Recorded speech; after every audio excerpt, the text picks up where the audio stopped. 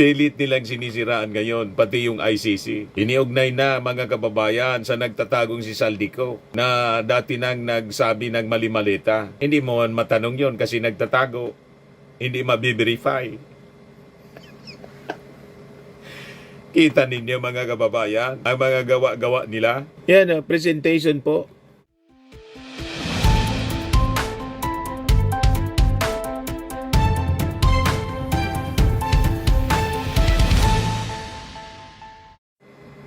Hello po mga kababayan, si Dante Maravillas.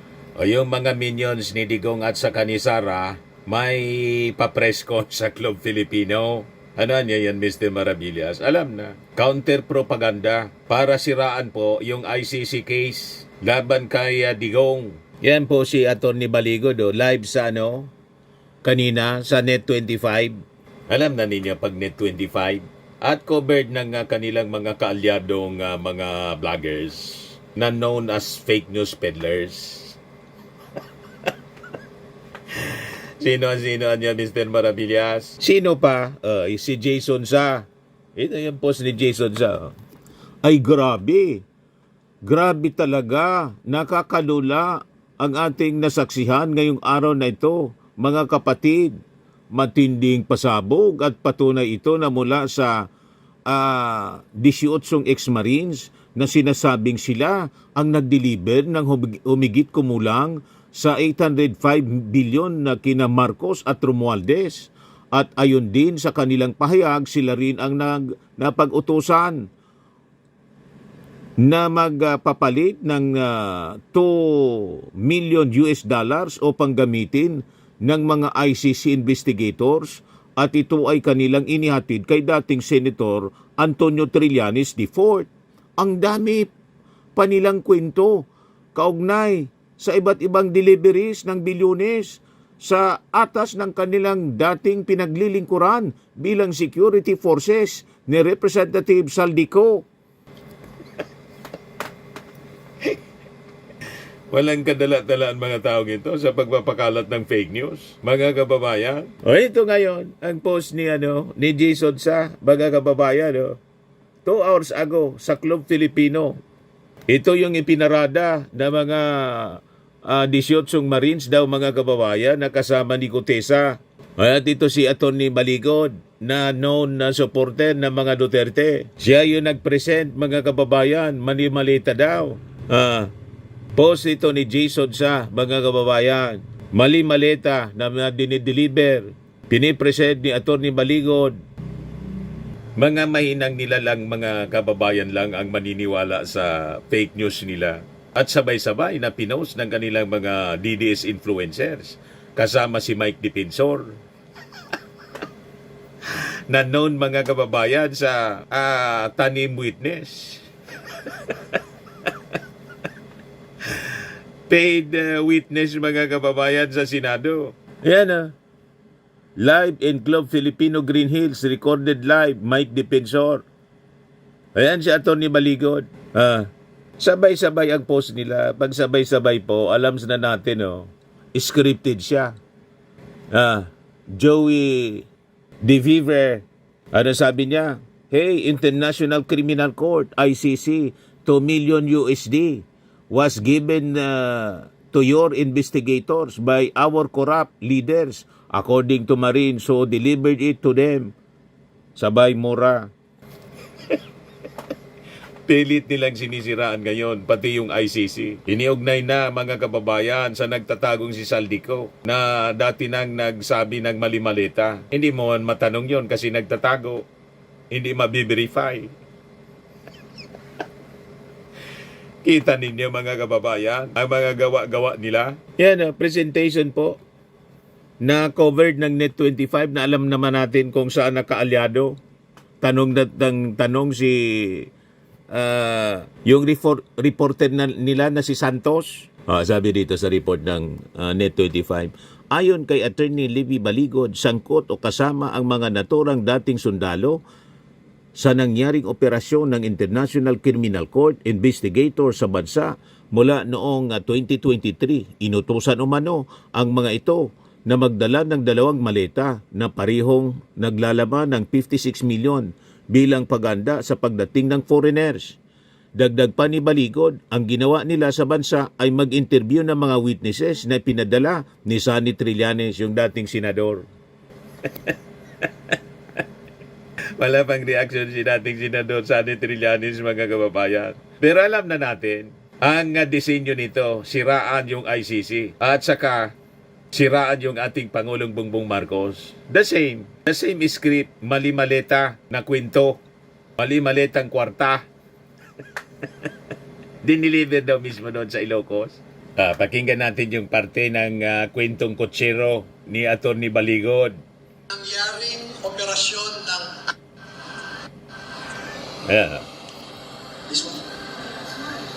may tumatawag sa telepono, ini-instruction ng siguro. Nasali ang mga sundalo natin sa ginawang operasyon. Huwag kayong naniniwala dyan, ha. Parinig ko lang sa inyo. Unang dumating ang mga ICC investigators sa Pilipinas noong December 2028. December of 2023. Mali. At bago mag-December 2023, ay inutusan sila na magpapalit ng peso to dollars. Dalawang maleta na ang bawat maleta Kwentong ay may maleta na naman po. 56 million pesos. Kaya nakapagpalit sila ng equivalent to $2 million. At ang sabi ng mga executive assistants ni Ginoong Saldico ay pinaghahandaan daw nila ang pagdating ng foreigners. At kalaunan ay nakilala ng mga ito na ang foreigners na binabanggit ay mga ICC investigators. Parang kwento ni Marcolita At sa Senado kay Gutesa. ang ginawa nila ay mag-interview ng mga witnesses na ipinaparating sa kanila ni Sonny Trillanes. Dapat dito ipatawag sa Congress, mga kababayan. In-interview ng mga witnesses, kundi ang mga tao lamang na pinapadala ni Sonny Trillanes. Operasyon ng ICC.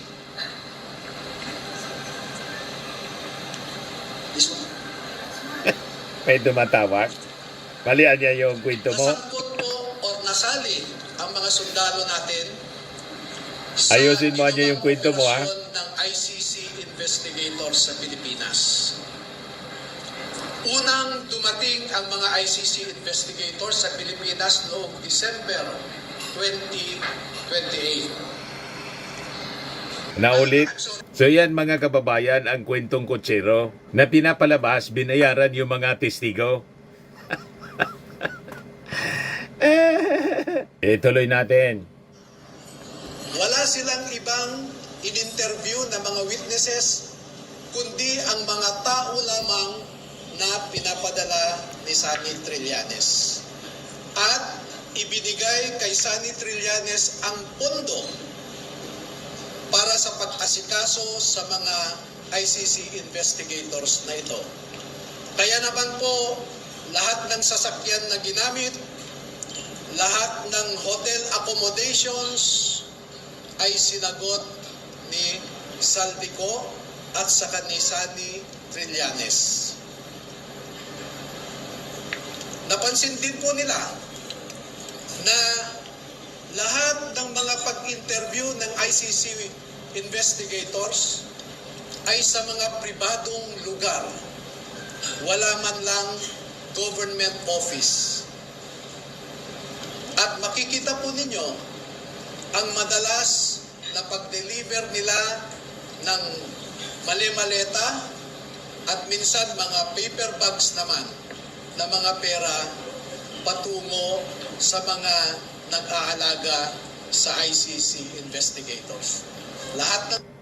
Ito yung interview ng reporter ng Net25. Tinatanong kung saan diniliver yung ibang pera. Nakapag Nakapag-deliver po ba kayo ng maleta Si Miss Santos yan. Yung dating, Malacanang?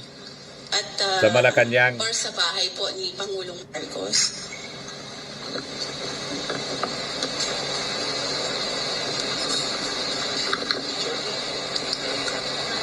Opo. Ako po si Belnard Tube. Nakapag-deliver po kami. Saan? 41 Forbes po.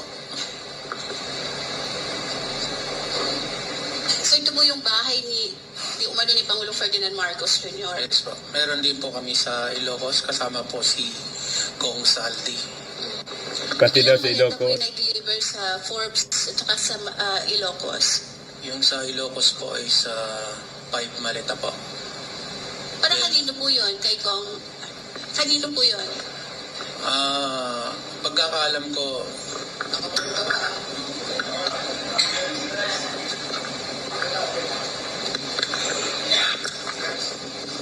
Para maklaro lang, no? Inagaw na Nag-deliver ang sila sa abogado. Ilocos Norte, sa bahay mismo. At Sa bahay mismo daw. Sa bahay mismo niya sa Paway. Parehas ng ng script na binasa ni Gutesa. Hindi familiar si Gutesa. Mas familiar yung abogado, si Marcoleta. Inagaw na doon sa testigo. So, kailangan ito mga kababayan i-cross-examine. Siguradong pag cross-examine ito mga kababayan ng DOJ, pag in-invite ng DOJ, hindi din magpapakita tulad ni Gutesa.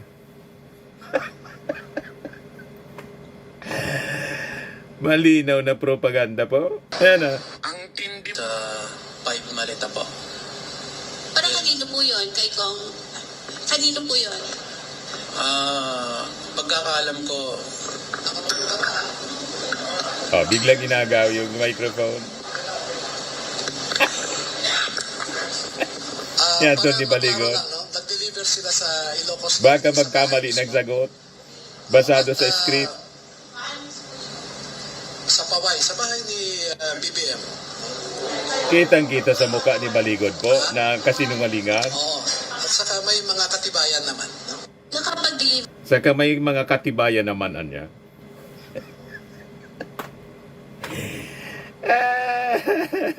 So itong press ko na to mga kababayan, this is not a coincidence. It is a clear political theater. Drama na naman po nila. So bigla silang nagpa-press con, mga so-called affidavits daw, dinistribute. Biglang lumitaw yung mga dating sundalo daw. And Attorney Baligod is in front and center. At ito mga kababayan, nagaganap ngayon kasabay ng confirmation charges, hearing, laban po sa dating Pangulong Digong sa ICC. So tingin ninyo, coincidence ito? Come on! This is not a coincidence, mga kababayan. Well-planned political theater again para guluhin ang kwento, i-distract mga kababayan ang publiko. So when international legal pressures intensifies, political counter-narratives follow. That is not theory, mga kababayan. That is strategy. Clear strategy ng mga Duterte. Kasi po, if you cannot control the courtroom, you have to try to control the headlines ng mga balita. Ito na nga po, pa-press con sila. Ngayon, tingnan natin kung sino yung mga actors dito, mga involved. Si Atty. Baligod, hindi po siya yung isang neutral academic, legal academic mga kababayan, na suddenly nakadiscovery ng bagong information. He has publicly represented and aligned himself with personalities mga kababayan, with the Duterte political bloc. Kasama po yung mga figures closely associated with the DDS network. That record mga kababayan is not hidden. I-check lang ninyo kung sino yung mga kasakasama ni Atty. Baligod. Diba? Kaya po, pag siya ay biglang lumitaw at a politically charged event, at makikita naman ninyo kung sino yung mga nandun na nagko-cover. Lahat kapanalig nila, Net25, yung mga DDS vloggers, mga fake news peddlers. Just as the ICC proceedings gain traction mga kababayan, people are justified in asking, is this legal advocacy o isang political damage control? Di ba? So, pag-usapan muli natin yung timing. Si Sara, nag-announce ng kanyang intensyon na tatakbo for president sa 2028. After that, bigla na lang po lumitaw yung mga narratives, casting doubts on institutions, question legitimacy, and attempt to drag national political figures into controversy, mga kababayan.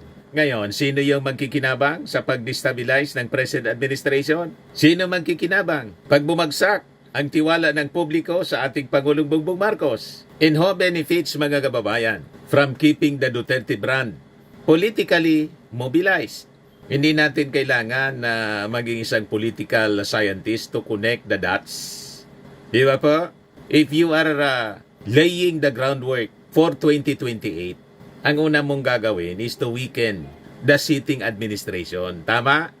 Magkikreate ka ng turbulence. Magtatanim ka ng mga duda at gagatungan mo yung mga controversy. If not, you will create yourself controversies tulad nito ngayon, mga kababayan, na papresko nila. Ganon. Ganon ang narrative warfare works, mga kababayan, sa political propaganda. So malinaw po, this is not about justice for victims. This is not about strengthening institutions. Ito po ay nakikita natin na coordinated attempt to reshape the political battlefield. Time precisely, mga kababayan, when international scrutiny intensifies and presidential ambitions declared. Yung ICC hearing or hearings are about alleged crimes during the drug war. Period. Tama po? Pinopolitika nila.